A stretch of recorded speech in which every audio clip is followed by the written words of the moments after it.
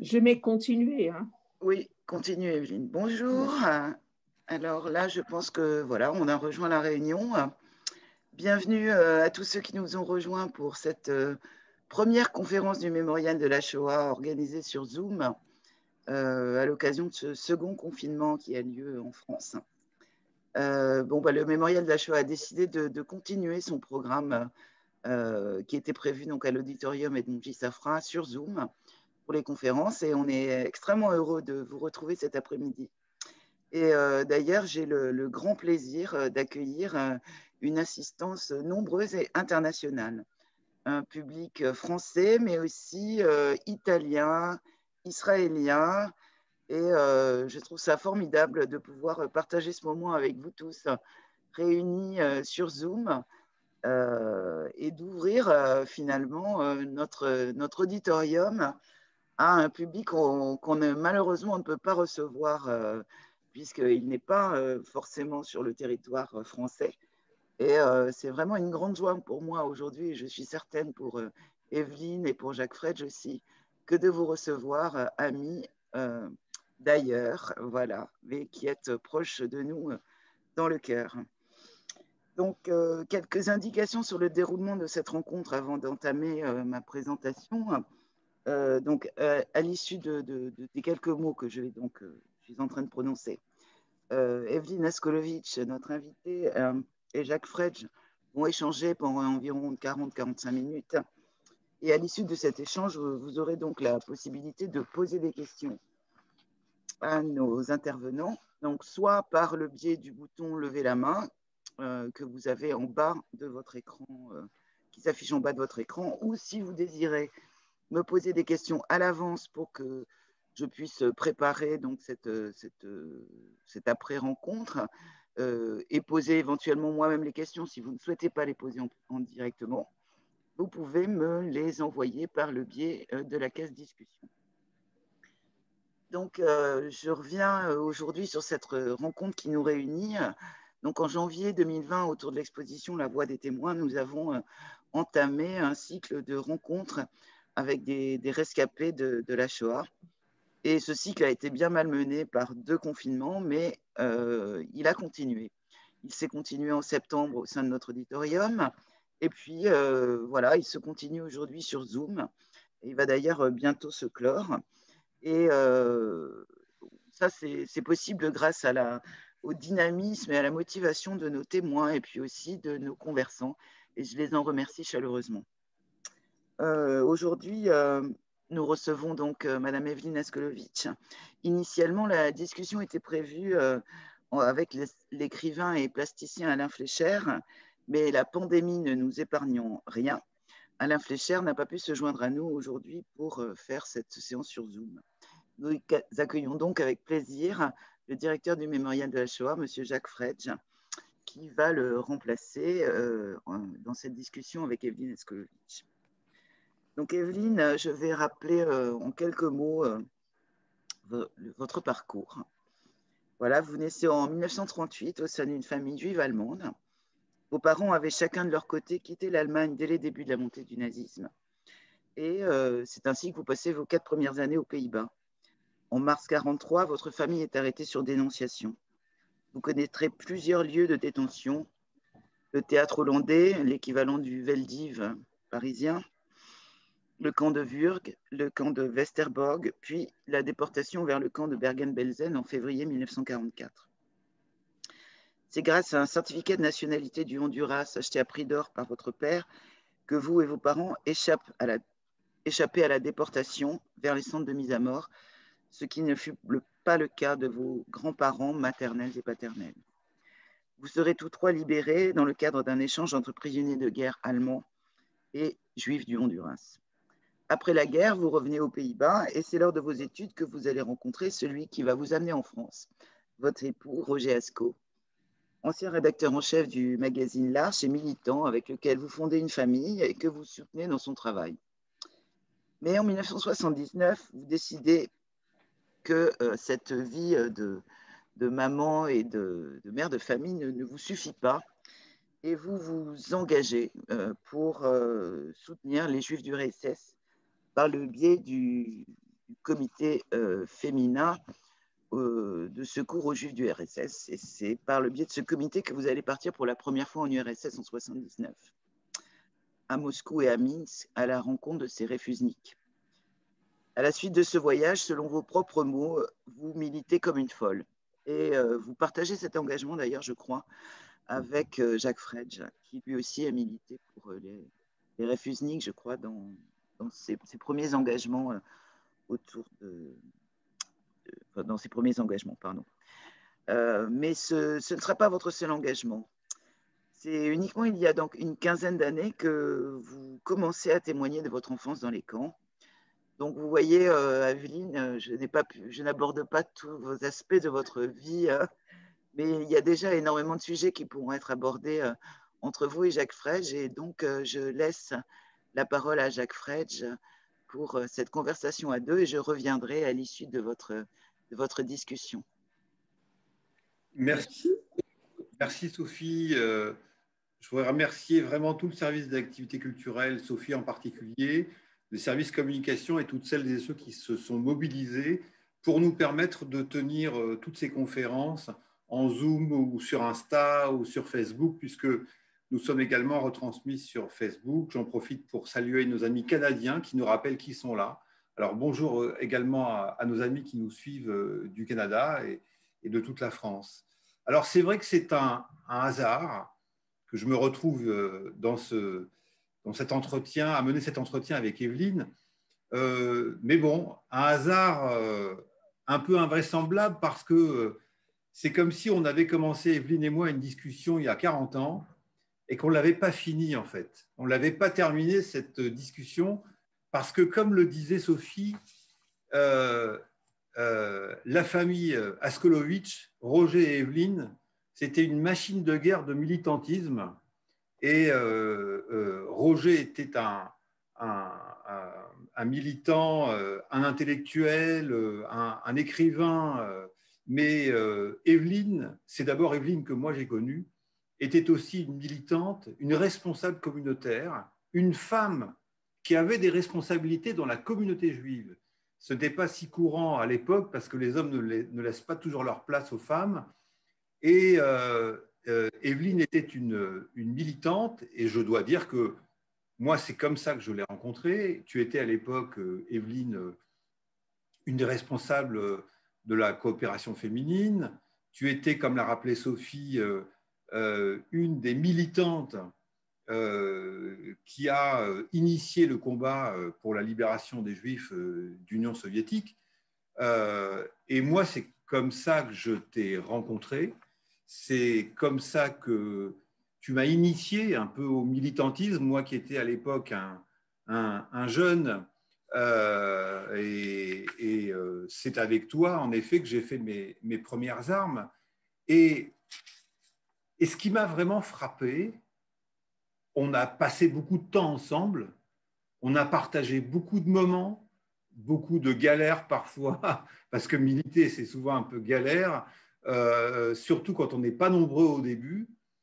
Et ce qui est extrêmement frappant, c'est que pendant toutes ces années où on s'est croisés, on a dû se croiser quand même pendant presque une dizaine d'années, on n'a jamais parlé de ta déportation.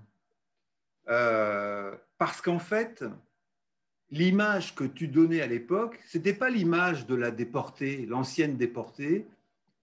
C'était quelqu'un qui était dans ton temps, dans l'action, pas mobilisé sur les sujets qui tenaient à la Shoah d'ailleurs, parce qu'à l'époque, on n'en parlait pas autant, même dans la communauté juive, qu'on en parle aujourd'hui. Et comme tu ne donnais pas cette image-là, moi, je ne t'ai jamais posé de questions parce que tu ne correspondais pas à l'image qu'on avait de l'ancien déporté. Est-ce que tu as conscience de ça, Evelyne?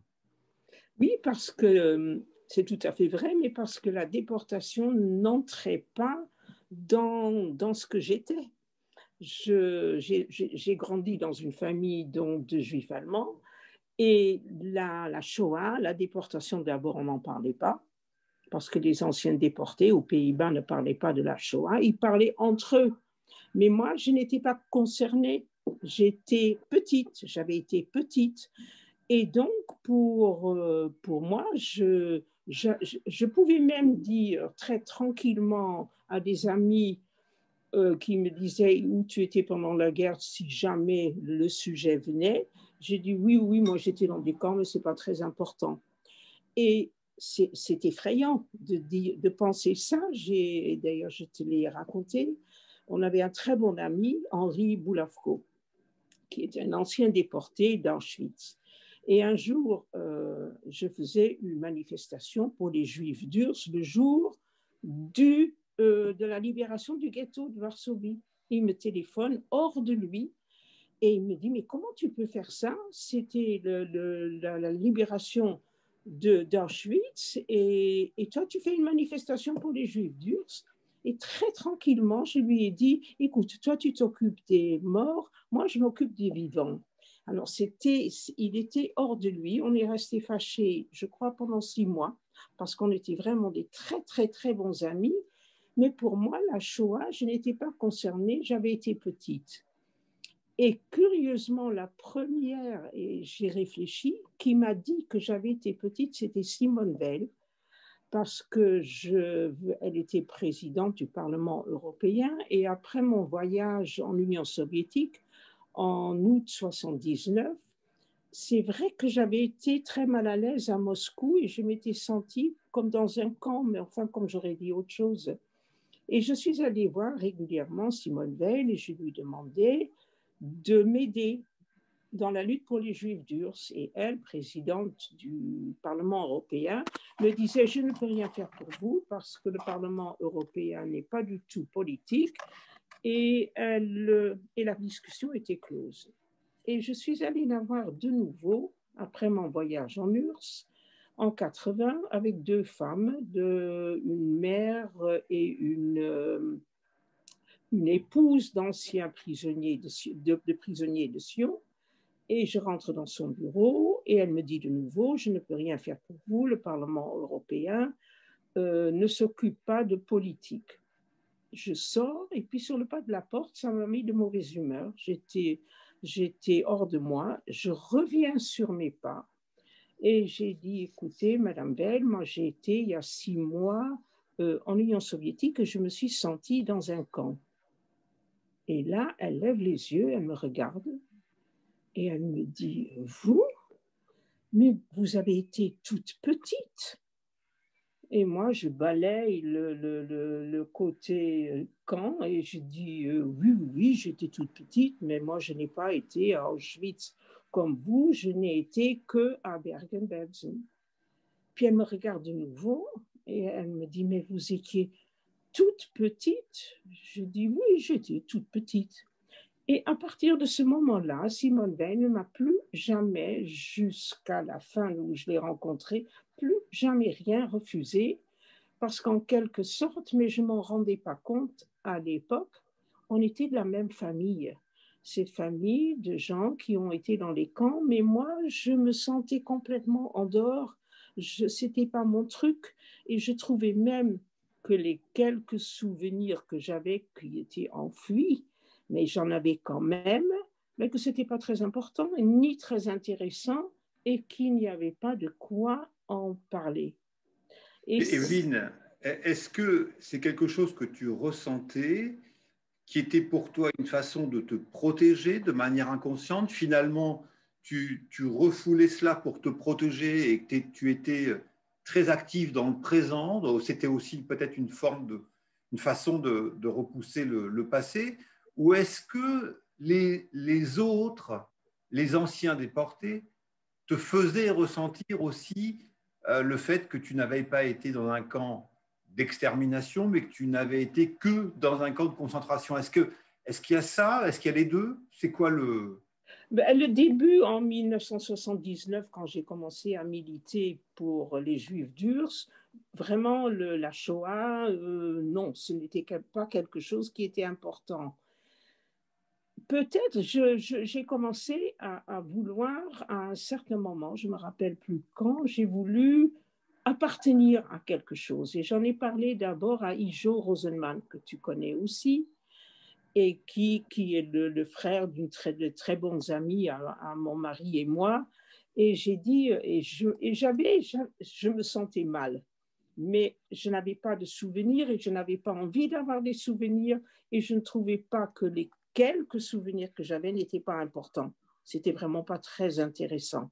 Et j'ai demandé à Ijo, mais comment tu fais toi? Comment tu fais avec les camps? Oh, il a éclaté de rire. Il a dit, moi, tu sais, j'ai fait une psychanalyse pendant 7 ans et ça va très bien maintenant. Alors j'ai ri, j'ai dit, mais moi, je ne vais pas faire de psychanalyse, j'ai rien à raconter. Et là-dessus, c'est un mauvais souvenir, mais je le dis quand même, je me suis tournée vers Serge Klaasfeld. Et j'ai dit, qui était un bon ami de mon mari. Et j'ai dit, Serge, je voudrais aussi appartenir, est-ce que je peux appartenir aux fils et filles de déportés?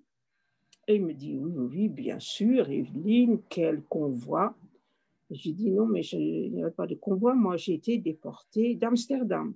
Ah, mais alors là, je ne peux rien faire pour toi, tu ne peux pas appartenir. Donc, en quelque sorte, j'appartenais à personne. J'avais quitté la Hollande, j'avais très, très, très peu de souvenirs. Je ne savais même pas, là je saute du coq à l'âne, c'est mon défaut majeur, mais j'ai toujours eu avec moi une photo de ma classe au retour de la guerre, une classe dans une école juive, Rosh Pina. Et sur cette photo, il y a 41 élèves qui toutes ont été soit dans des camps, soit dans un ghetto, soit cachés. Et jamais, jamais, jamais on a parlé de la guerre. J'ai même été dans le même camp à Bergen-Belsen avec 5 autres enfants de cette classe. Je n'étais pas amie avec eux. Et on n'en a jamais parlé, ce qui a fait que j'étais complètement en dehors. J'avais été petite, ce n'était pas important dans mon idée et j'étais très, très, très active dans la communauté. Je n'étais pas responsable de la coopération féminine. À l'intérieur de la coopération féminine, moi, j'étais celle qui était juive d'Urs. Et ça, je t'ai rencontré là, on a fait des manifestations, on a même fait un tour en bicyclette à travers Paris.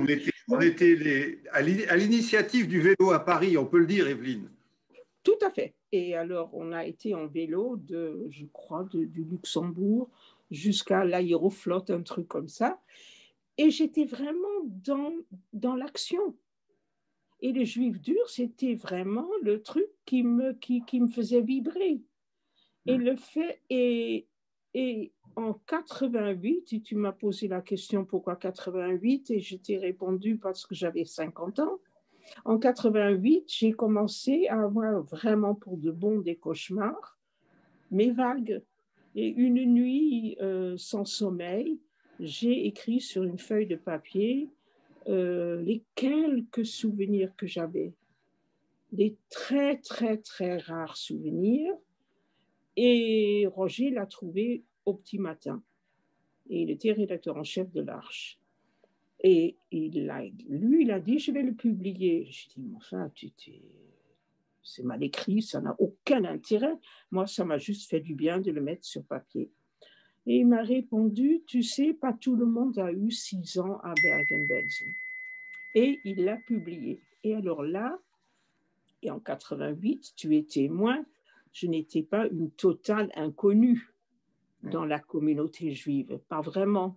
Eh bien, personne n'a parlé de cet article. Les gens lisaient l'Arche. J'étais très soulagée parce que comme ça, je pouvais recommencer à ne pas me souvenir, à rester dans mon coin et juste être active. Ça a renforcé l'idée que ça n'était pas important. Parce qu'une responsable de la coopération féminine m'a dit, oh, tu sais, toi, tu n'as rien eu du tout, tu n'as même pas été à Auschwitz, tu n'as été qu'à Bergen-Belsen. Et puis c'est vrai, je n'étais qu'à Bergen-Belsen, j'avais été toute petite et donc ça n'avait aucun intérêt. Et les cauchemars que tu as eus, tu t'en rappelles? C'était des cauchemars sur... Non, c'était parce que je ne me rappelais pas justement. C'était juste un mal-être, être mal. mais les souvenirs. Et ma mère avait écrit en 93 un livre que consciencieusement je n'ai pas lu, parce que quelque part je voulais avoir mes souvenirs à moi. Et elle a lu l'article que Roger avait publié, et elle lisait l'Arche, et elle m'a téléphoné et elle m'a dit « C'est drôle que tu as écrit tout ça. Je ne croyais pas que tu étais concernée. » C'était à ce point-là que les adultes, et à force j'étais adulte aussi, mais que les adultes pensaient que les enfants n'étaient pas concernés puisqu'ils étaient petits. Pourtant, ce que je comprends, c'est que c'était un sujet qui était à la fois tabou dans la famille, mais tout le monde avait traversé cette épreuve ensemble. Oui, mais une force, ce qui était à la fois une force d'avoir traversé l'épreuve ensemble, et en même temps, on n'en parlait pas à l'intérieur de la famille parce que tout le monde savait ce que l'autre avait vécu. Non, je crois qu'on en parlait, mon père et ma mère devaient en parler, mais quand j'étais au lit, mes parents en parlaient avec des amis qui avaient été dans les camps. Quand on est revenu tout de suite après, il y avait des gens qui venaient à la maison et on me sortait du lit pour montrer la petite Evelyne qui avait survécu. Moi, je trouvais ça effrayant, puis je retournais me coucher. Et après, on a vécu dans le silence et peut-être c'était pour ne pas me perturber. Et on pensait que c'était beaucoup mieux. Et on pensait aussi, je pense, honnêtement, que les enfants n'étaient pas concernés, qu'ils étaient là. Et tout dernièrement, je me suis dit qu'en même temps, c'était peut-être notre force aux enfants, aux tout petits enfants, parce que je pense que la Shoah, il y en a de toutes sortes. Dans un même camp, des jeunes l'ont vécu autrement et beaucoup plus intensivement. Et nous, les petits, les tout petits, ben, on devait subir. Et donc, on avait également la faculté d'oublier, parce que j'ai un trou énorme entre la fin du premier camp où j'ai failli mourir à Fürth et Bergen-Belsen, le camp de Westerbork. Je ne m'en souviens absolument pas. Je l'ai effacé parce que peut-être qu'il fallait que je récupère du premier camp. Donc, quand on a vécu dans le silence et que même on a côtoyé des gens, des enfants qui avaient été dans le même camp mais que personne n'en parlait, ben, ça n'avait pas existé. C'était Tu te rappelles à quel moment tu as pris conscience que des gens de ta famille avaient été assassinés dans les camps d'extermination? Est-ce que tu te rappelles d'avoir pris conscience que vous aviez eu cette chance de survivre, mais que d'autres avaient été assassinés de votre Non, je sais que mon père a eu le plus grand presque malheur de sa vie, qu'il a dû mettre sa propre mère dans le train à Westerbork et qu'il a demandé au capot de la sortir du train et de l'enlever de la liste. Et le capot lui a dit « Monsieur, vous pouvez prendre sa place, il n'y a pas de problème. » Et ma mère lui a dit, mais ça je ne m'en rappelle pas, mais ma mère lui a dit « Tu ne vas quand même pas prendre la place de ta mère et nous laisser. » Mais je sais que jamais mon père ne s'est pardonné d'avoir pas pris la place de sa mère. Et lui, il disait comme ça le matin au petit déjeuner, j'ai encore rêvé. Et il a rêvé jusqu'à la fin de ses jours qu'il cherchait sa mère. Mais ça, je ne m'en rendais pas compte. J'ai juste une seule photo de mes grands-parents et de moi. J'ai 1 an et demi. Mais je ne me rendais pas compte. Je savais juste que ma famille était mon père, ma mère et moi. Et après, mon petit frère qui est né en 50. Mais après, les autres parties de la famille qui vivaient, c'était des gens qui étaient loin et qui ne faisaient pas partie de ce clan. C'était une époque, je crois, c'est très difficile à expliquer parce que pour nous, pour de bon, toute cette classe de 41 élèves, pour nous, la guerre n'avait pas existé, elle n'avait pas eu lieu, puisqu'on n'en parlait pas. Alors, pour revenir à ta famille, Evelyne, toi, tu es d'une famille juive allemande, alors à la fois plutôt pratiquante, d'après ce que je comprends, d'après ce que tu dis. Tu as été toi-même au Bnei Akiva, qui est un pas le même. religieux et sioniste, mais tu disais que ta famille était très allemande. Ça voulait dire quoi? Ah, mais ma famille était plus allemande que les Allemands. N'oublie pas que des deux côtés, ils étaient allemands depuis, je crois, le 15e siècle. Ils ont toujours été allemands. Il y avait le côté ponctuel. Quand mes parents étaient invités le dimanche de prendre le thé chez des amis à 14h30, on allait à 14h25, on était devant la porte jusqu'à 14h30 et on sonnait à la porte. La ponctualité était quelque chose, la rigueur. Un côté, mon père, on n'a jamais parlé allemand avec moi, jamais. On a parlé hollandais, et quand ma grand-mère est venue nous voir en 1950, je ne lui ai pas adressé la parole parce qu'elle ne parlait que l'allemand. Ma mère avait beau me dire que l'allemand, c'était aussi la langue de Schiller et de Goethe et de Heine et tout ça. Je disais non, c'est la langue des Boches. Alors mon père me donnait raison et donc je n'ai pas parlé un mot d'allemand tout en l'apprenant au lycée. Mais la langue allemande me donnait la chair de poule. Et donc on était allemands, ils étaient allemands. La première chose, je crois, que mon père a fait en rentrant, c'est de racheter les livres de Heine. Et j'ai lu l'allemand dans le texte. J'adorais lire, mais pas parler. Ils étaient allemands et ils étaient déracinés. Ils ont été furieux contre Stefan Zweig parce qu'il s'est suicidé. Comment il avait osé se suicider n'étant pas dans un camp? Et ils étaient sans racines. Je n'ai pas de racines. Je ne me sens strictement rien. Je ne suis pas français, je ne suis pas hollandais, j'adore Paris. Et c'est ce que je dis toujours quand je témoigne. La seule certitude que j'ai dans ma vie, c'est que je suis juive. Mais je suis totalement déracinée. Je ne peux pas aller dans la maison, je n'ai jamais pu aller dans la maison de mes grands-parents.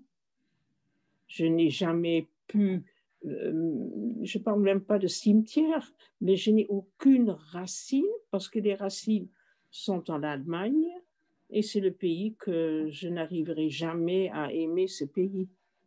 Mais tu y as été? J'ai été, oui, parce que j'ai été obligée. Je suis devenue la présidente européenne du Conseil international des femmes juives. Et donc, il y avait je suis allée 3 fois en Allemagne. Il y avait une réunion européenne. Et au début, je me suis dit, je ne vais pas y aller. J'y suis allée quand même. Mais elle avait lieu en plus. Elle avait lieu à Francfort, la ville de mon père, où mon père est né, où toute la famille était née. Et j'ai dit, je viens, mais dans la mairie de Francfort, en tant que présidente européenne, j'ai d'abord raconté mon histoire, que je venais d'Allemagne et qu'on a été dans les camps. Et je suis retournée une 2e fois. Et une 3e fois, j'ai été invitée avec un alter ego avec lequel je fais des témoignages, Alain Hirschler, qui témoigne qui a témoigné, ça s'est arrêté là, devant des jeunes Allemands, une association qui veut réparer et il y a d'ailleurs des bénévoles au mémorial. Et là, pour la première fois, j'ai pu dire devant des Allemands que je n'aimais pas leur langue et que je n'aimais pas leur pays, mais qu'en quelque sorte, je me suis réconciliée. Et si j'ai le temps de raconter juste une anecdote, ma mère a écrit un livre sur une jeunesse allemande qui part de sa jeunesse jusqu'à la fin des camps. Et elle a été invitée à venir dans sa ville, Speyer. Elle a été invitée de venir présenter des livres. Et il y avait la télévision et on l'a accompagnée. Mon mari, Claude, mon fils et moi, on pensait qu'elle allait mourir de revenir dans sa ville, mais elle avait trouvé ça super. C'était une femme extraordinaire, ma mère. Et elle a parlé, puis ils lui ont parlé. Et à un certain moment, puisque je suis dans son livre, il y a un journaliste qui se tourne vers moi.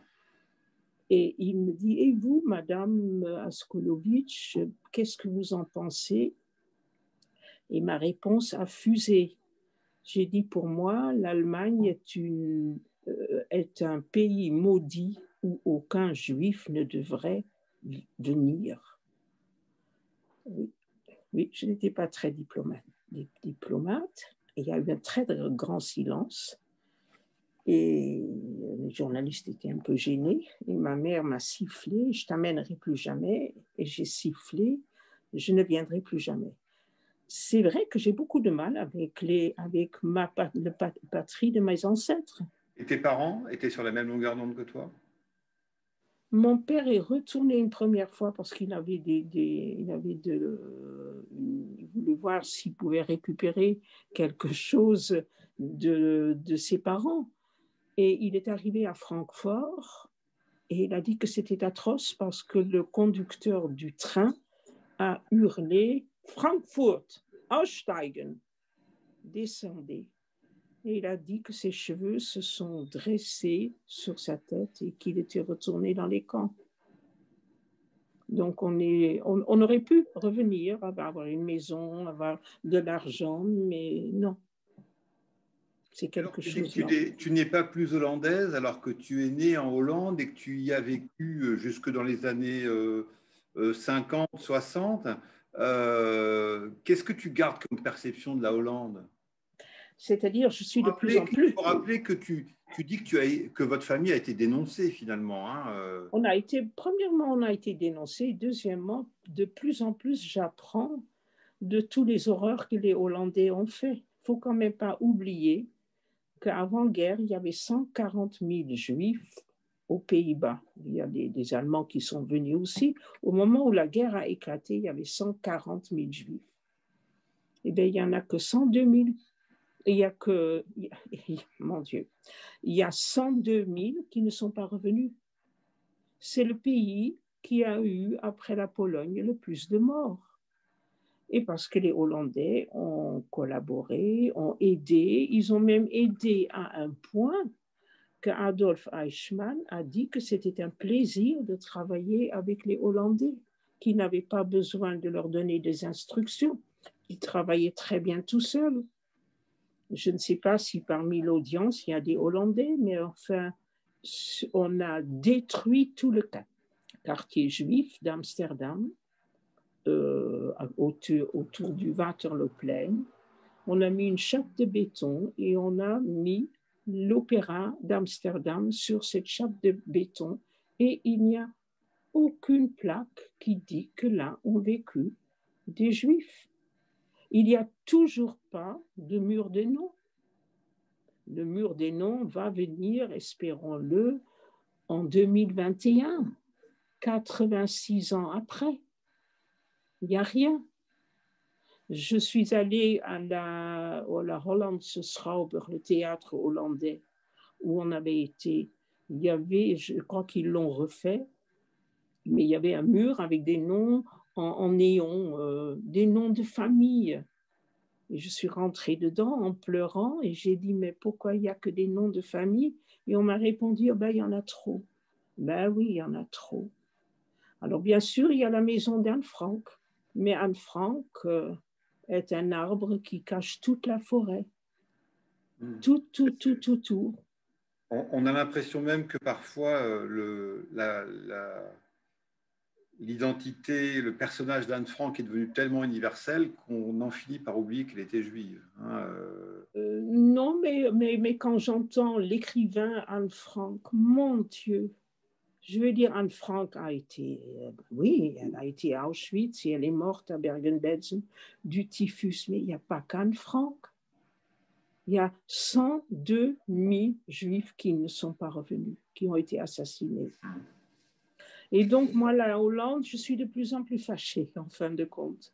Mais tu es fâché aujourd'hui, mais finalement, tes parents décident, après la déportation, de revenir en Hollande. Mais ils n'avaient pas le choix. La vie, elle est comment après la guerre en Hollande? Mais d'abord, ils n'avaient pas le choix. Mon père ne voulait absolument pas revenir en Hollande. Tous est mort parce que petit à petit... En Allemagne. Non, il ne voulait pas revenir en Hollande. Enfin, il ne voulait pas revenir en Allemagne, ça c'est sûr. Et il voulait... Non, l'Allemagne ne se posait pas. D'accord. Et il ne voulait pas. Il aurait voulu aller aux États-Unis ou en Argentine. Tous ces morts, tous ces amis qui ne sont pas revenus, toute la vie qui s'était arrêtée, il ne voulait pas. Maintenant, la famille n'avait pas très envie à New York de nous recevoir.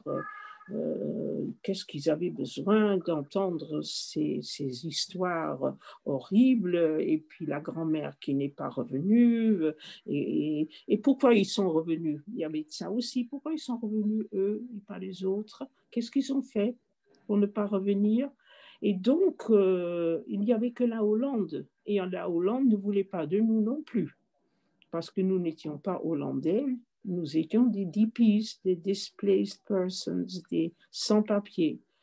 Et des cousins, et puis la Croix-Rouge, ils ont beaucoup insisté, et en fin de compte, la Hollande était obligée de nous reprendre, et on est rentré aux Pays-Bas le 31 janvier 1946. Ça faisait quand même très longtemps après, et on n'était pas du tout les bienvenus, il n'y avait personne. Il n'y avait pas de comité d'accueil, il n'y avait rien du tout. Et ils ne voulaient pas de ces gens ils avaient eu 5 années de guerre, les Hollandais. Ils avaient eu l'hiver de la famine. Ils avaient eu les prisonniers de guerre d'Indonésie. Et alors, ces Juifs qui revenaient avec leurs histoires épouvantables, ils n'avaient pas envie. Et donc, il a fallu recommencer à vivre, mais sans aucune aide. Les bons pour le textile, parce que tout était rationné, il y en avait moins pour les pas hollandais, parce qu'on est devenu hollandais que, je crois, la mi-juillet 1950. Et donc, en fin de compte, et ma mère avait vu ça très bien, mais elle a écrit un livre en 2003 qui s'appelle « De retour, mais pas à la maison ». Et j'avais lu le livre et je lui ai dit, mais enfin, qu'est-ce que tu racontes? Mais enfin, tu sais, la Shoah, c'est quand même l'Allemagne et pas les Hollandais. Et maintenant, on sait que l'accueil des Hollandais était un désastre. On a demandé à des gens de payer leurs notes d'électricité. Et mon père est retourné en 1946.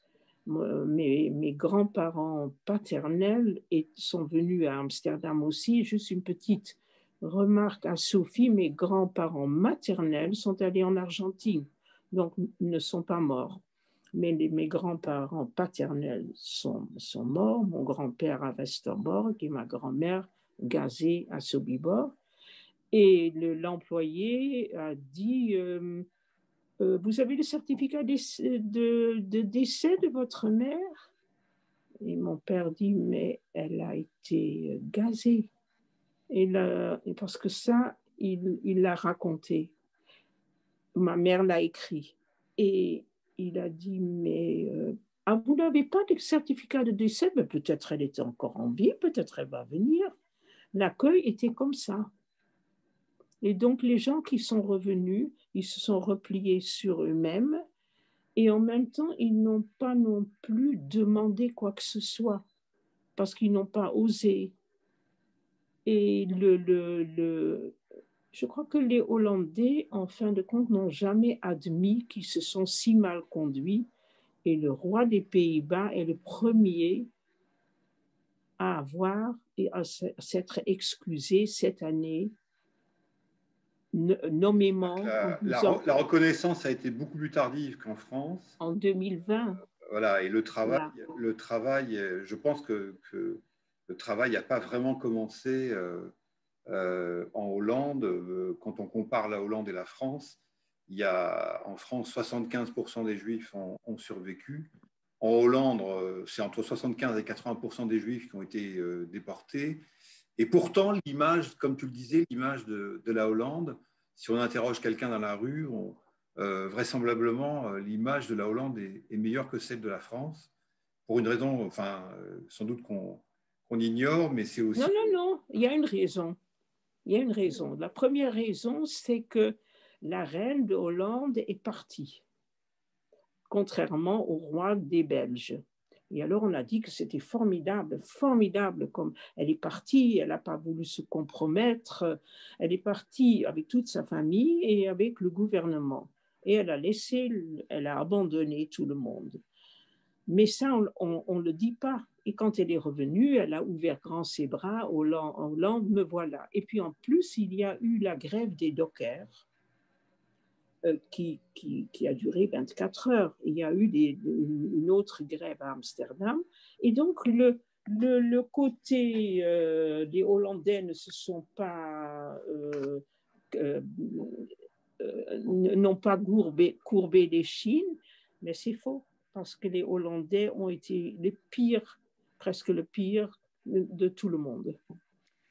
Evelyne, je voudrais qu'on parle un peu des souvenirs que tu as de ta déportation, parce que comme le rappelait Sophie tout à l'heure, tu as fait 3 camps, hein, le camp de Wurt, celui de Westerbork, qui était un camp de transit, et le camp de concentration de Bergen-Belsen. De ces 3 camps, c'est quoi les souvenirs les plus marquants que tu as en tête, les plus vivants qui continuent de te tarauder encore aujourd'hui? Alors, je me rappelle qu'à Fürth, j'ai été malade, comme tous les enfants. 90% des enfants de Fürth sont morts de faim, de maladie. Moi, j'ai eu des maladies. Je me rappelle que j'ai eu la varicelle, que je me suis grattée, que je pleurais tout le temps, que j'ai cassé un thermomètre, que je me suis fait engueuler, évidemment, et qu'on m'a donné du lait sucré pour me consoler. Après, il y a un blackout total, parce qu'il paraît, ma mère l'a écrit, qu'un médecin est passé, a dit elle a encore 1 semaine à vivre, parce qu'il n'y avait pas à manger à Fürth. Et les Fürth étaient 3 baraques, la baraque des enfants, la baraque des femmes et la baraque des hommes.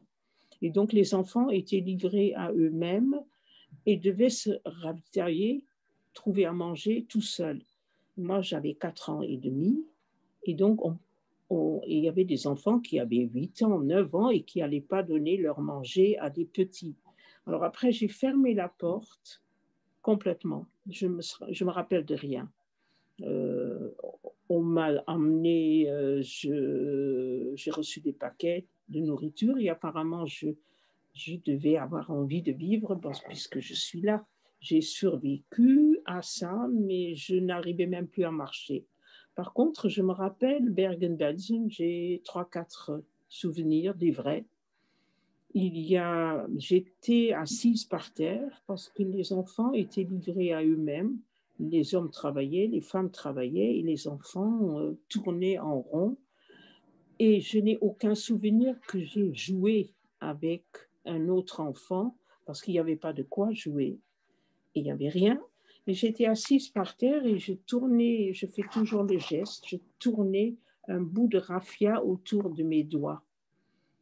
Et j'étais assise et soudain, il y a une femme soldate qui s'arrête devant moi et qui me regarde. Et j'étais morte de peur. J'avais une peur bleue parce que je n'avais pas le droit d'avoir le bout de raffia. Et j'ai dû avoir un air affolé et puis elle est partie. Et ensuite, j'ai un souvenir que j'ai j'ai vérifié avec Francine, la présidente de l'association des anciens de Bergen-Belsen. Il y a eu un bombardement et les bombes ont tombé sur le camp. Les Américains se sont trompés.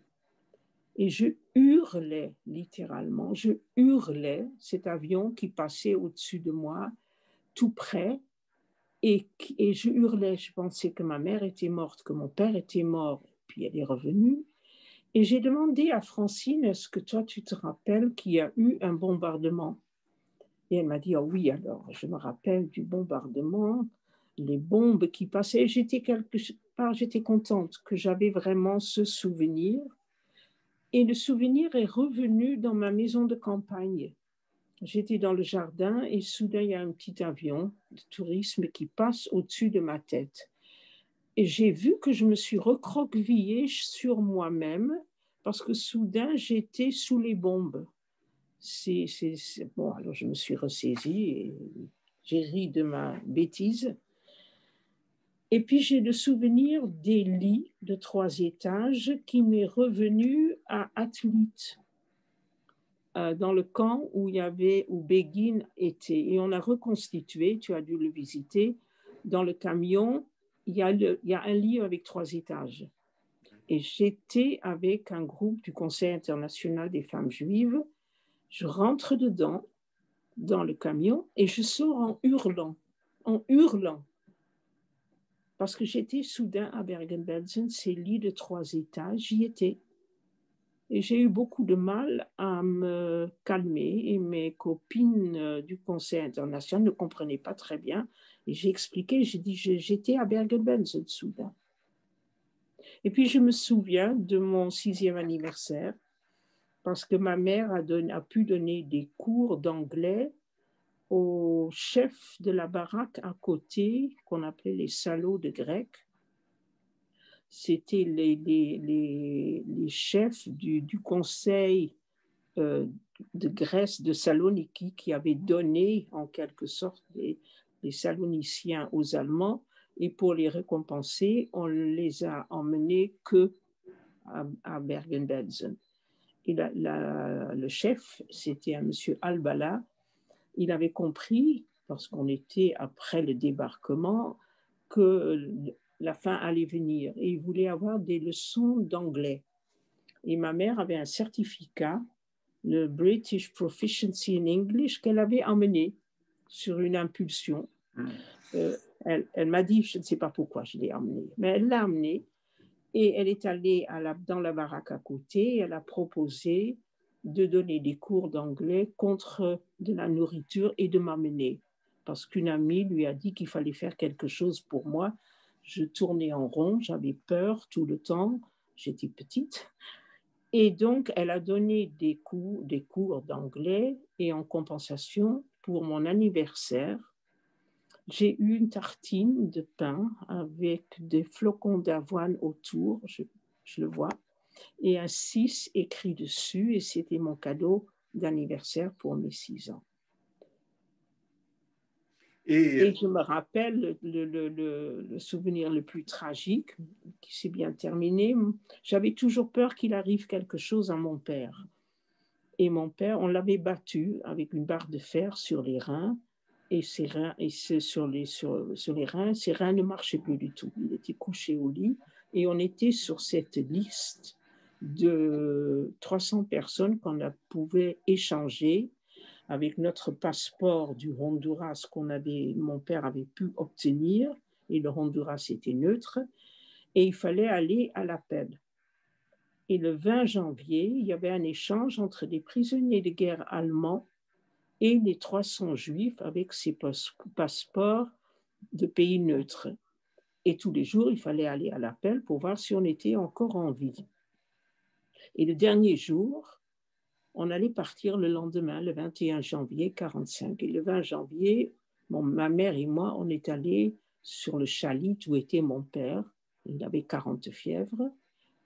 Et ma mère a dit, on va à l'appel. Et mon père a dit, je n'y vais pas. J'y vais plus, je veux plus. Je veux qu'on me laisse tranquille. Et ma mère savait très bien que s'il n'y allait pas, on ne partait pas. Et si on ne partait pas, c'était fini. Mon père n'avait plus qu'une semaine à vivre. Il y avait le typhus qui, les 3 derniers mois de Bergen-Belsen, a fait rage et ça commençait déjà, les gens mouraient. Et elle a commencé à lui hurler dessus et je lui tapais dessus à ma mère. Je lui donnais des coups de pied et je dis laisse-le tranquille, il peut pas. Et heureusement qu'elle ne m'a pas écouté, elle m'a envoyé valdinguer. Elle a tiré mon père et j'ai tiré avec lui. On est allé sur la place de l'Appel et le lendemain, on est parti dans un train de la Croix-Rouge. On a sillonné pendant 5-6 jours toute l'Allemagne, de haut en bas. Et quand on est arrivé à la frontière suisse, ils ont demandé à 50 personnes de descendre parce qu'il y avait trop de monde dans le train. Et mon père, il n'en pouvait plus. Il a dit, mais on descend. Et il est descendu. Et en descendant, il est tombé dans la neige. Et j'étais morte de peur. Je pleurais, je me jetais sur lui. Et il m'a dit, ne t'inquiète pas, on va me mettre dans un hôpital et je vais guérir et tout ira bien. Et à partir de ce jour-là, je crois que j'ai eu peur qu'il arrive quelque chose à mon père jusqu'au jour où il est mort, le 7 janvier 1982, mais il a guéri. Et je me rappelle qu'on l'a rendu visite à l'hôpital et il s'est remis. Mais voilà, ça c'est des points dont je me rappelle. Evelyne, la déportation avec tes parents, est-ce que tu te rappelles que c'était quelque chose qui te rassurait de savoir que tes parents n'étaient pas loin pendant cette période-là, ou tu t'en rappelles pas? Pendant le camp? Oui, pendant le camp. Je dis ça parce qu'il y a quelques semaines, on a eu le témoignage de Lily Rosenberg, qui était à Bergen-Belsen, qui a fini à Bergen-Belsen avec sa mère, et qui nous racontait à quel point, eux qui étaient enfants, à un moment, ils ont compris que leur mère était malade et qu'ils ont failli s'abandonner totalement et se laisser totalement mourir en imaginant que leur mère allait disparaître. Et je voulais savoir si... Alors toi, tu étais plus jeune qu'elle, puisque tu avais entre 5 et 7 ans pendant cette période-là. Est-ce que tu avais conscience que tes parents étaient à côté? J'avais peur qu'il arrive quelque chose à mon père, une peur panique. Apparemment, je devais être rassurée par ma mère parce que quand elle écrit dans son livre, mais je ne m'en rappelle pas, qu'elle me donnait la main à Bergen-Belsen parce que à Fürth, j'étais séparée avec elle. Dans le théâtre, j'étais séparée d'elle. Et je lui donnais la main pour dormir. Je pense qu'inconsciemment, je le savais. Et toute la journée, j'étais sans eux. Et j'étais paniquée à l'idée qu'ils pouvaient ne plus revenir. Donc, il est évident que j'étais avec eux. Et ma mère écrit que dans tous les voyages, dans le train, dont je ne me souviens pas du tout, j'étais couchée par terre dans les trains et je pleurais et elle me donnait la main, mais c'était les gens les uns sur les autres. Je n'ai vraiment pas de souvenir des trains. Je prends le train avec grand plaisir. Je ne suis pas du tout obsédée par les trains, mais le lit de 3 étages, oui. Et ma mère, oui, je pense que je savais que ma mère était là. La peur pour ma mère, je ne l'ai eue que pendant le bombardement. La peur pour mon père, je l'ai eue jusqu'au bout. Et le fait d'avoir partagé cet itinéraire ensemble, ça vous a rendu fusionnel à jamais, finalement? Je l'ai su par le fait que mon frère, qui est né en janvier 1950, s'est senti écarté. Et jusqu'à peut-être il y a 2 ans, je ne comprenais même pas, puisqu'on n'en parlait pas. Et je n'ai pas pu comprendre parce que mon frère, ça lui arrivait de dire « j'aurais tant voulu y avoir été ». Et je me disais « mais enfin, sois content ». Ce n'était pas une période... C'est très difficile à comprendre que quelqu'un puisse se sentir écarté d'un événement dont on ne parlait pas. Et je voudrais revenir sur Bergen-Belsen. Bergen-Belsen, c'était en lisant tous les témoignages de ceux qui sont arrivés à Bergen-Belsen, surtout à cette période, c'était en effet un camp ravagé par les épidémies, par le typhus, et c'était un mouroir où beaucoup de gens venaient mourir après avoir entamé les marches de mort venant de l'Est. Tu n'as aucun souvenir de ces mouroirs qui devaient sans doute vous entourer en permanence? Je ne crois pas. Je sais juste qu'il y avait des jumelles, Naomi et Ruth. Et un jour, je me rappelle que j'avais dit où est Ruth, et sa sœur a dit elle est morte. Mais dire que ça me perturbait, non. Je crois que les petits enfants, ils étaient tous dans une bulle de malheur, une bulle peut-être de faim, et qu'on se protégeait comme ça, mais il n'y a que, et c'est tout dernièrement que je réalisais ça, qu'on avait cette faculté des tout petits d'oublier, de se protéger, de rentrer dans une bulle pour ne plus rien voir et ne plus rien entendre. Et peut-être que c'est ça aussi qui est la différence entre, je crois que je te l'ai dit quand on a parlé, il y a plusieurs sortes de personnes qui ont survécu la Shoah. Et les adultes, évidemment, se rappellent de tout, mais les adolescents se rappellent de tout aussi, tandis que les petits-enfants, ben, on avait la faculté de se protéger et de ne pas se rappeler. Quelque part, on était malheureux, mais c'est comme si on se recroquevillait sur nous-mêmes en attendant que ça se passe. Parce qu'on n'avait pas de moyen de se défendre. On n'avait qu'un seul moyen de se recroqueviller. Et alors, on est en novembre, et bien évidemment, l'année 1938, c'est l'année de ta naissance, c'est l'année de plein d'événements malheureux, et notamment, on est au moment de l'anniversaire de la nuit de cristal. Exactement. Est-ce que toi, un enfant de 5 à 7 ans, la perception de l'antisémitisme à cette période, ça signifie quelque chose pour toi ou pas encore? Oh, pas du tout. D'abord, la guerre a éclaté aux Pays-Bas le 10 mai 1940. Je n'avais pas 2 ans. Je hurlais, paraît-il, quand il y avait les sirènes. Encore une fois, il paraît que je pleurais tout le temps, qu'il y avait beaucoup de bruit, qu'il y avait des sirènes. Je suis allée, et je montre ça, dans une petite maternelle où on était une vingtaine d'enfants, mais je ne m'en rappelle pas. J'ai la photo, je suis dessus. Je pense que c'est l'angoisse des parents ou bien le fait que les parents ont protégé les enfants de cette angoisse. Donc, antisémitisme, on ne parlait pas. Et en plus, je n'étais pas un enfant. Il y a des enfants qui entendent tout, qui écoutent tout. Moi, j'étais dans mes bulles, dans mes rêves, dans mon monde, et je continue quand je suis dans la rue. Et si je suis en face de toi, je ne te verrai pas, parce que dès que je suis dans la rue, et il y a beaucoup de gens qui sont fâchés avec moi, je grimpe sur mon petit nuage. Donc, je ne savais pas. Je n'avais aucune idée.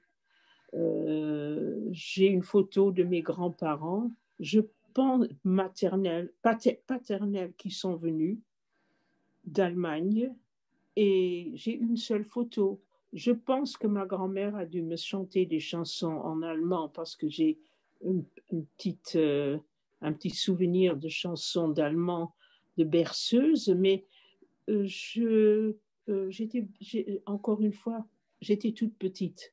Et quand on est venu nous prendre, je ne me rappelle pas des choses factuelles, parce que je pense que c'était trop difficile. Je ne me rappelle pas de ce théâtre où on était entassés sans lit sur des matelas, parce que d'une seconde à l'autre, j'étais séparée de mes parents.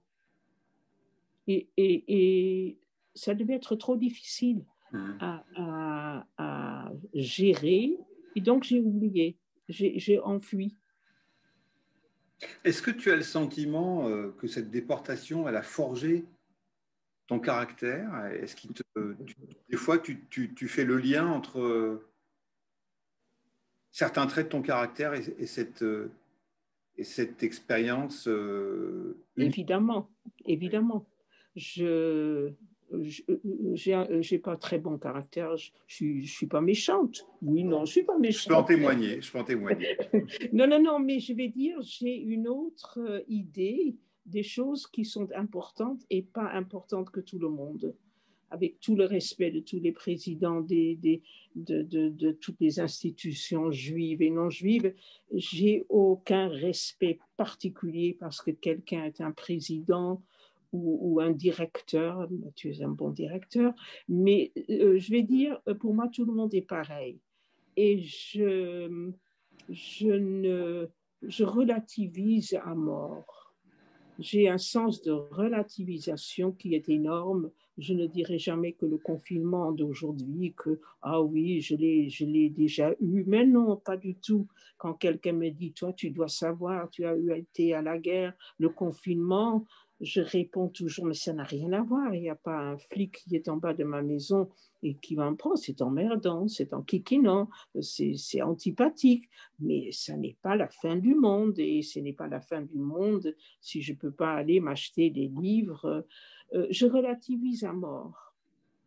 Et je pense que ça, c'est le propre des gens qui ont été dans des camps, qu'il y a des choses qui sont importantes, mais la plupart des choses ne le sont pas. La bonne santé, c'est la seule chose qui est vraiment importante. Et c'est pour ça que je n'ai pas toujours les mêmes réactions que les autres. Et là, est-ce que la montée de l'antisémitisme a réveillé des choses en toi ou est-ce que tu relativises aussi également en te disant, bon, c'est sérieux, mais sans rapport avec ce que l'Europe a vécu pendant la Seconde Guerre mondiale? Évidemment, je veux dire, il y a de l'antisémitisme, c'est terrible. Mais ça n'est pas, quand on dit c'est comme les années 30 en Allemagne, mais non. Monsieur Macron, le général de Gaulle, tous les présidents de la République, personne n'a été officiellement contre les Juifs. Il ne faut pas comparer des choses qui ne sont pas comparables. Et donc, je me battrai contre l'antisémitisme, mais je ne dirai pas non plus, et là, qu'est-ce que je vais avoir comme problème, mais tant pis, je te le dis quand même, si quelqu'un qui n'est pas d'accord avec la politique actuelle ou avant ou pendant ou après de l'État d'Israël n'est pas forcément un antisémite. On a même le droit de critiquer et ce qui me rend absolument dingue, c'est que quand il y a un très grand pianiste et dire « Ah, il est juif », mais on s'en fout qu'il est juif du moment qu'il joue bien du piano ou qu'il joue bien du violon, c'est pas très important. Les Mais si juifs, tu empêches les mères juives de dire cela, Evelyne, ben oui, ben je suis une mère en juive. plus, c'est des ennemis non bons. Non, mais les miens sont le mieux, c'est évident que mes enfants, mes petits-enfants sont le mieux. Mais tu comprends très bien ce que je veux dire. Ça n'est pas. J'avais un chef de service quand je travaillais, mon premier travail à Paris, qui disait ah, vous les Juifs, vous êtes intelligents. Elle était d'un antisémitisme outrancier et je lui disais mais il y a des abrutis qui sont juifs et il y a des juifs qui sont intelligents, il y en a qui sont bêtes, je veux dire quand on commence à dire que les juifs sont tous absolument merveilleux, non, ils ont même le droit de ne pas être merveilleux. Evelyne, moi qui ai eu la chance de connaître regretté Marie Roger, qui était un homme de gauche, un militant sioniste de gauche, et en même temps, si je ne me trompe pas, un laïc, en épousant Roger, finalement, il y a deux choses qui semblent s'imposer. C'est que premièrement, tu as fait le choix d'être moins pratiquante, moins liée à la religion, en tous les cas que tes parents. Est-ce que c'est lié à ton expérience, ta déportation? Ça, c'est la première question. Et ma deuxième question, c'est concernant Israël. Est-ce que l'option pour le militant sioniste qui était Roger Ascot, pour toi, qui ne te sentais ni allemande, ni hollandaise, ni française, ça avait été également une option d'aller faire sa vie en Israël? Évidemment. D'abord, j'ai été jeune adolescente dans un mouvement de jeunesse, le Bnei Akiva, qui n'était pas le Bnei Akiva de maintenant, c'était mixte. Mais un jour, le Shaliach est venu chez mes parents en disant que j'étais un bon élément et qu'il faudrait que je vienne en Israël pour faire mon baccalauréat en Israël. Et mon père avait dit qu'il était très content que j'étais un bon élément, qu'il n'était pas question qu'il laisse sa fille partir. Moi, quand le général de Gaulle a fait la petite phrase « de peuple sûr de lui et dominateur », j'ai téléphoné à mon mari, j'ai dit « on doit partir immédiatement parce que c'est un pays qui dit des horreurs ». On n'est pas parti à cause de la langue, à cause des parents de Roger, à cause qu'il n'y avait pas de travail et la culture, etc. Ma fille a fait le choix. Elle est partie en Israël parce que, étant impliquée et avec des idées très à gauche en Israël, après la guerre du Liban, donc il y avait quand même beaucoup de personnes qui n'étaient pas pour, etc. Elle a dit, moi je vais aller en Israël parce qu'on ne peut pas faire la politique d'Israël en France, mais il faut le faire en Israël. Et donc elle est partie, elle a fait son alia à l'âge de 18 ans, elle a fait sa vie en Israël. Nous, on n'est pas partis, et je ne dirais pas qu'on...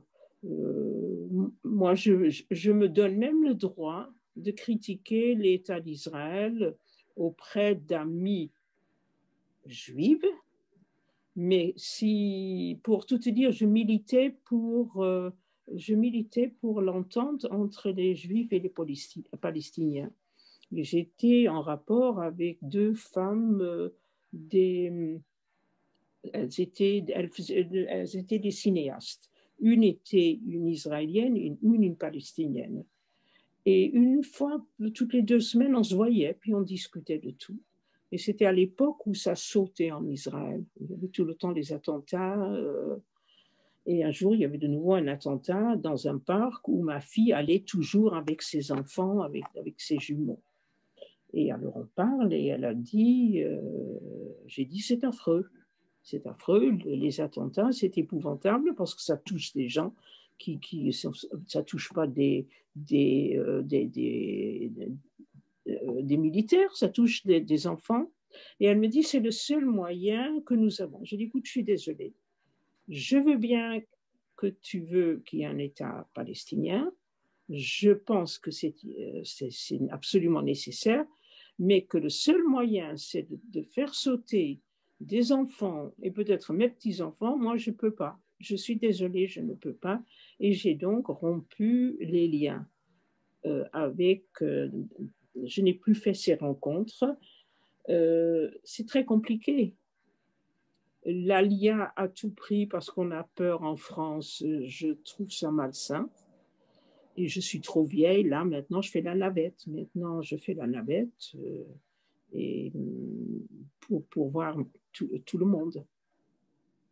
Evelyne, je vois qu'il y a des questions qui sont tombées, donc j'avais moi plein de questions à te poser encore, mais je ne veux pas t'accaparer. Je vais laisser les personnes qui nous suivent elles-mêmes poser des questions. Donc, je vais repasser la parole à Sophie, qui va coordonner cette séquence de questions beaucoup mieux que moi. Elle saura le faire beaucoup mieux que moi.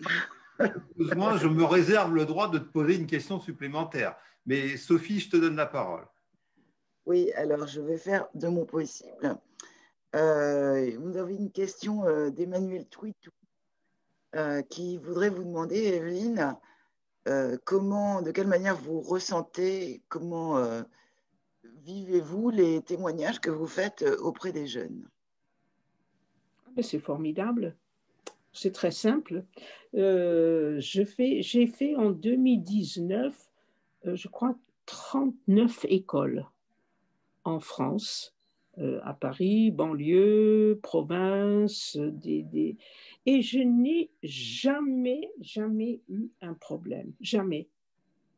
On m'écoute, on ne bouge pas, on me pose des questions très intelligentes et chaque fois d'autres questions. Et c'est quelque chose de formidable parce que les questions me font réfléchir également. Donc, c'est quelque chose que je regrette beaucoup, le confinement, pour ça. Moi, j'avais une question en attendant de recevoir une autre question, qu'un spectateur lève la main.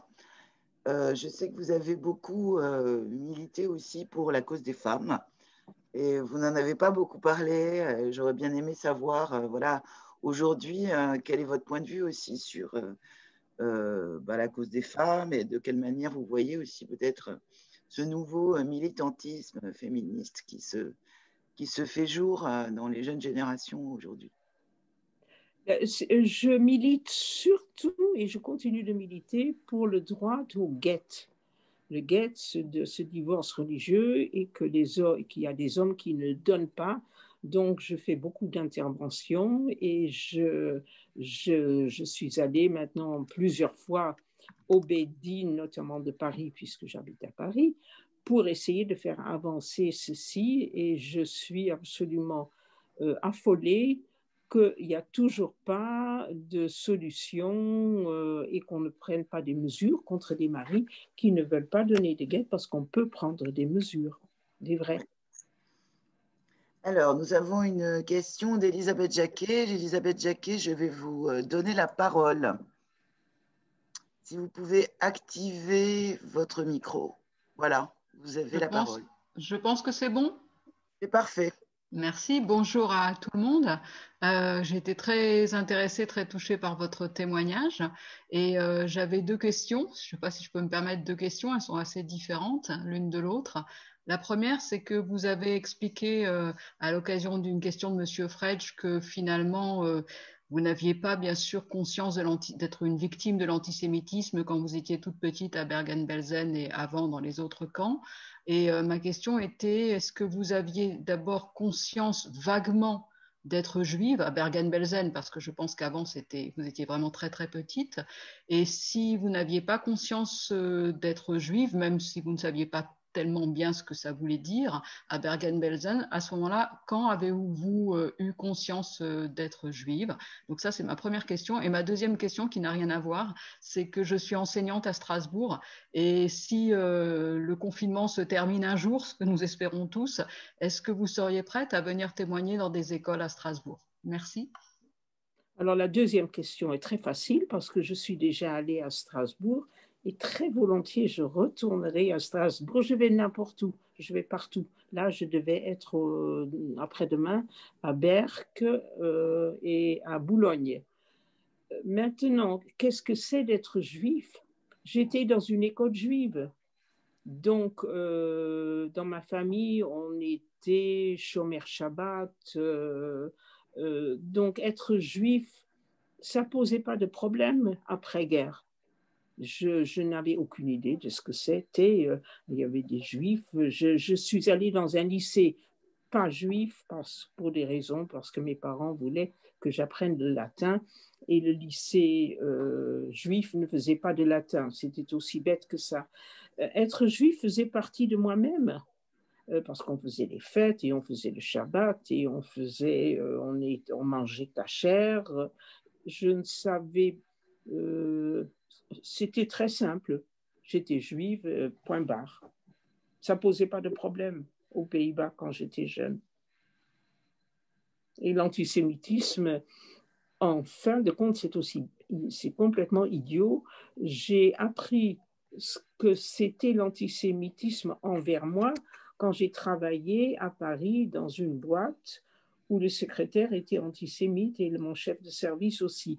Et j'arrivais même, comble de l'ironie, à dire que c'était en France que j'avais appris ce que c'était l'antisémitisme.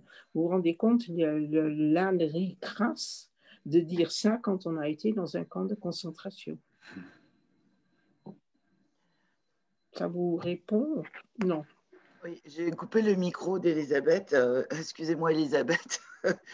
J'ai une autre question. Alors, il y a des gens qui voudraient vous faire venir en province pour vous accueillir au sein d'un lycée. Donc, il va déjà falloir attendre la fin du confinement, mais ils voulaient savoir comment faire. Donc, peut-être je vais leur proposer. Le mieux, c'est qu'ils passent par nous, Sophie. Et puis voilà, d'envoyer votre demande au Mémorial de la Shoah. Et on... Oui, mais je vais aussi direct, hein, Jackie. Je vais direct dans les lycées. Oui, oui, bien sûr. Non, mais on va faire l'intermédiaire entre les demandes et toi, et on te transmettra les demandes pour ne pas donner tes coordonnées à tout le monde. Voilà. OK. Ah, sinon, je peux donner les coordonnées d'Evelyne sur la discussion. non, on ne le fait jamais. Ouais.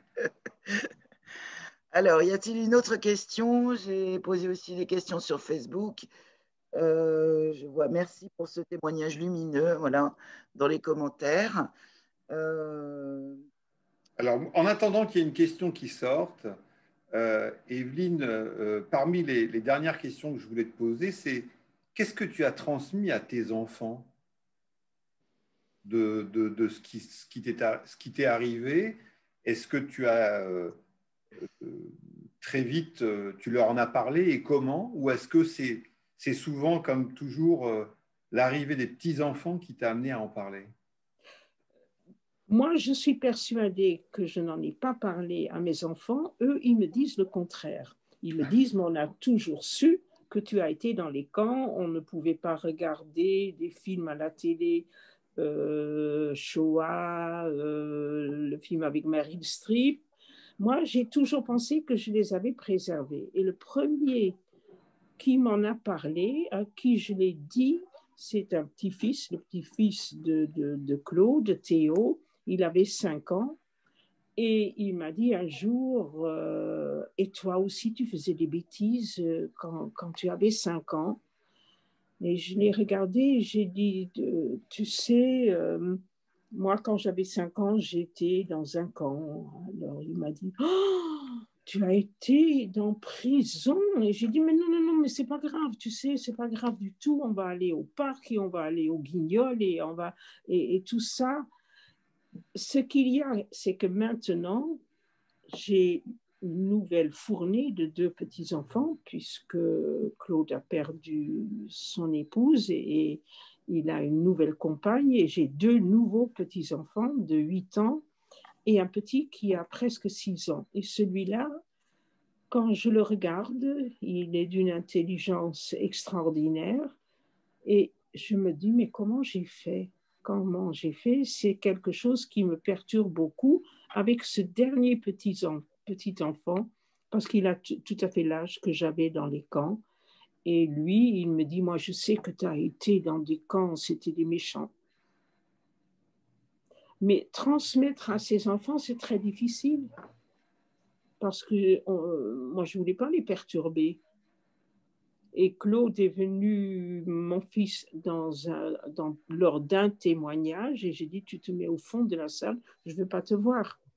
Parce que je trouve que il est beaucoup plus facile de témoigner devant des étrangers que devant ses propres enfants. Et c'est le même sentiment que tu as à l'égard de tes petits-enfants, ta volonté de ne pas trop les perturber, ou tu penses que le recul est différent? Oh, je ne sais pas, je suis quelqu'un, je suis plutôt modeste. Je ne pense pas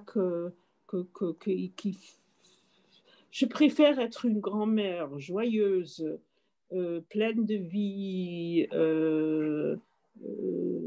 joyeuse que d'être, comme tu m'as dit, quand tu m'as connue, j'étais pas conforme à l'image qu'on se faisait d'un ancien déporté. Je n'ai pas envie d'avoir une image d'ancien déporté qui fait pitié. Je veux pas faire pitié. Je m'en suis sortie, j'aime la vie, je pense que je suis plutôt joyeuse et je veux qu'il garde ce souvenir-là et pas une malheureuse qui a été dans les camps. Alors, j'ai encore une ou deux petites questions, parce que j'ai ouvert aussi les questions sur Facebook. Donc, j'ai une question Facebook qui demande si vous êtes déjà allé témoigner aux Pays-Bas, en Hollande. Eh bien non. mais là, non, c'est d'abord je connais presque plus personne, mais là, ça tombe pile. Il y a un journal mensuel qui destiné aux gens qui ont été dans des camps ou des juifs ou des gens qui ont été dans des camps indonésiens. C'est un truc social. Et il y a une dame qui m'a interviewée. Et je vais donc dans ce journal, je vais avoir 4 pages avec photos et textes. Et donc, pour la première fois, je vais être aux Pays-Bas dans un truc officiel. Super. Alors, on a pas mal de questions qui viennent d'Italie aussi, Evelyne. Donc, je crois que vous seriez très agréablement reçue par Donatella en Italie, qui serait ravie de vous recevoir aussi. Et j'ai une question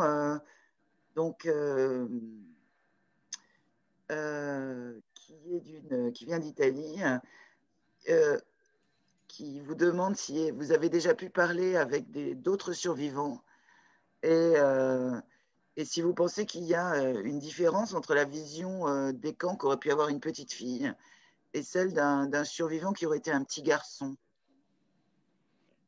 Pas peut-être petit. J'ai une anecdote. Ma mère est décédée le 8 mars 2019. Et il y avait la Shiva les 7 jours et dans sa maison encore. Et on sonne à la porte et j'ouvre la porte et il y a un monsieur qui est là et je dis bonjour, vous êtes? Alors il dit je suis Job Asher et je le regarde. J'ai dit tu es Job Asher, petit Job. Il a dit ben oui, parce qu'il est sur ma photo de classe.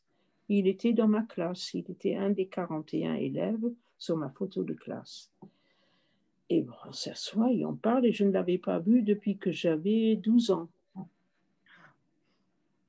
Puisque j'avais quitté la Hollande. Et je lui dis, et toi, tu as été où pendant la guerre? Alors il a dit, à Bergen-Belsen. J'ai dit, ah bon? Ben moi aussi. Et il me dit, oui, je sais. Mais toi, tu es revenu avec tes parents et moi, je suis revenue sans mes parents. Eh bien, je n'avais pas su qu'il avait été dans les camps. Et j'ai été pendant 3 ans dans la même classe que lui pour vous montrer qu'on n'en parlait pas. Donc, il y a une différence suivant l'âge où on a été dans les camps. Là, oui, il y a une énorme différence. Les jeunes de 12 ans se rappelleront complètement de ce qui s'est passé. Moi, non. Parce que j'étais petite, encore une fois. Petite, oui. Alors, il y a beaucoup de messages de sympathie, de messages de personnes dont les parents ont été aussi déportés à Auschwitz et qui ont eu son père, qui est un père qui a eu beaucoup de mal à parler à sa famille, qui est resté enfant caché et qui a retrouvé la famille protestante qui a caché ce monsieur à Messac en Corrèze. Qu'est-ce que j'ai d'autre comme question? Oui, alors il y a peut-être une dernière question.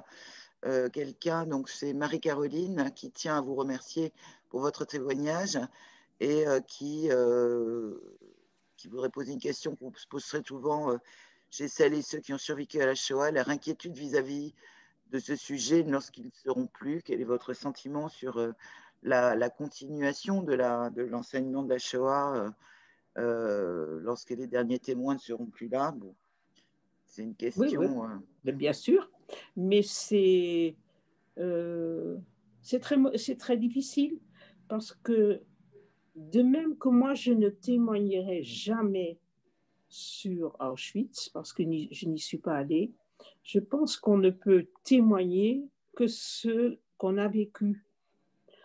On peut dire j'ai lu que, mais on entend, avec tout le respect pour tous les historiens, on entend des trucs tellement invraisemblables parce qu'ils savent, mais ils ne savent pas. Et que heureusement qu'il y a les témoignages qui restent et qu'il y a YouTube et qu'il y a les écrits et tout ce que, heureusement qu'on a ça, parce que j'ai très très peur, mais enfin je ne serai plus là, donc je ne pourrai pas trop m'énerver, mais je pense qu'il est très mauvais de se baser uniquement sur ce que les historiens disent. Mais heureusement, il y a eu quand même, et vous y avez participé, Evelyne, beaucoup de campagnes de témoignages. Et c'est ce qu'on essaie de montrer d'ailleurs dans l'exposition qu'on montre en ce moment au Mémorial de la Shoah, c'est que les rescapés se sont énormément engagés, et ce, partout à travers le monde et dans de très nombreuses langues, pour transmettre leur expérience de la déportation, ou d'ailleurs d'autres expériences qu'ils ont pu vivre pendant la Seconde Guerre mondiale, telles qu'être un enfant caché, et qu'il y a une somme énorme de choses à voir, et que, bon, après, il faut venir les voir, il faut les écouter, il faut les regarder. Voilà, c'est mais c'est aussi une non, démarche. Voilà. Parce qu'on entend des choses tellement invraisemblables par des historiens qui disent qu'ils savent que ça donne froid dans le dos. Jackie, vous avez peut-être Jacques Fredge. Moi, je répondrai pas là-dessus parce que je pense que malheureusement, enfin, je suis d'accord avec Evelyne, c'est-à-dire on remplacera pas les témoins. Et beaucoup de gens disent, vous deviendrez les témoins des témoins. Moi, je n'y crois pas du tout. C'est-à-dire qu'une fois que les témoins emporteront avec eux leur propre histoire, et nous, on ne pourra qu'être des relais de l'histoire de ces témoins. Qu'on le veuille ou non, de toute façon, Evelyne, l'événement deviendra historique. Il l'est déjà, et donc la référence sera forcément l'histoire et les historiens, mais qu'il faudra, bien évidemment, et ça va être le rôle des institutions comme le Mémorial, de faire en sorte que la voix des témoins, c'est le titre de notre exposition aujourd'hui, enfin de cette année, et que la voix des témoins ne soit pas oubliée parce qu'elles permettront de mélanger la vision des témoins avec celle des historiens. Et puisque Sophie a fait l'erreur de me donner la parole, je vais en profiter pour te poser, en tous les cas pour moi, ma dernière question. C'est est-ce que ce contact que tu as avec les jeunes, est-ce que ça te donne de l'espoir dans le sens où tout d'un coup, tu vois une autre jeunesse qui est intéressée et pas celle qui est antisémite, dont on parle, pas celle qui fait des attentats, pas celle qui... Tu vois une autre partie de la jeunesse française. Est-ce que ça te donne un peu d'espoir, toi qui vas témoigner auprès d'eux régulièrement? Ah oui, mais c'est formidable. Je vais te dire, je suis allée dans une école, je crois que c'est dans le 93, et j'avais rencontré le prof avant. Et il a dit, j'ai tellement peur, tu comprends, ils s'en foutent, ils vont bouger, ils vont rigoler. Je dis, n'aie pas peur, ça se passera très bien. Et je suis allée, il y avait 2 classes, il y avait 50 élèves, ils n'ont pas bougé.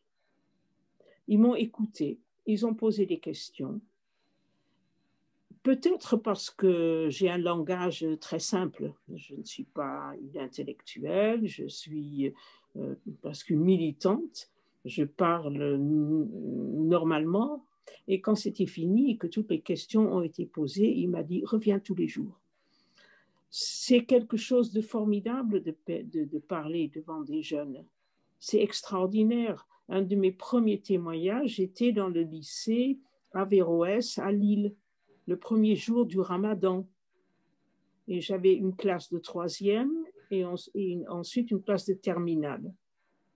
Et j'ai parlé et on a abordé après également le sujet palestinien, israélien, et j'ai dit qu'on ne pouvait pas faire le parallèle entre ce que les Palestiniens subissaient et ce que nous, on a subi. Et c'était quelque chose de formidable. J'ai un seul regret que je ne puisse pas aller justement dans les écoles où il y a des problèmes pour parler simplement. Parce que ces écoles-là, malheureusement, bon, là, c'est maintenant pendant le confinement, mais je te donne la lourde tâche. Il faut aller dans des écoles, justement, où il y a des problèmes, où ils rigolent quand il y a des minutes de silence. C'est là où il faut aller. Et bien d'accord, Evelyne, c'est la politique du mémorial, c'est d'aller, de ne pas parler uniquement aux premiers de la classe, comme on dit, ou aux établissements scolaires de centre-ville, mais d'aller vers les établissements scolaires qui ont plus besoin. Et c'est vrai que depuis que nous avons un bâtiment à Drancy, nous travaillons au cœur du 93 et nous nous y attachons. Alors voilà, c'est une invitation que nous te lançons, Evelyne. On t'amènera également là où on va, dans des établissements scolaires un peu moins prestigieux et pour ce travail qu'il faut absolument effectuer dans tous les établissements scolaires. Mais je suis allée, je ne sais pas combien de fois à Drancy, où j'ai rencontré et je n'ai jamais eu de problème. Jamais. Et c'est là où il faut aller dans les écoles. Et pas forcément les amener à Drancy, aller chez eux, dans leur établissement. Absolument. Absolument.